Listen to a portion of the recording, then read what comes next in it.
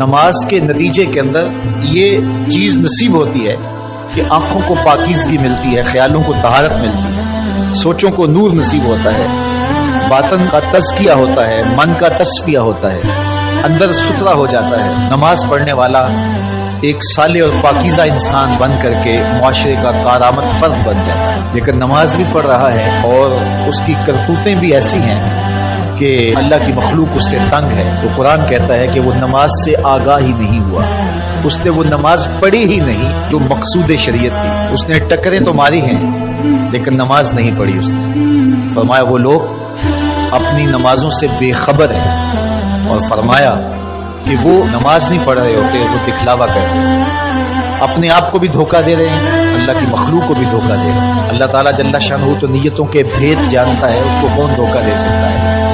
तो वो अपने आप को हकीकत में धोखा दे रहे हैं।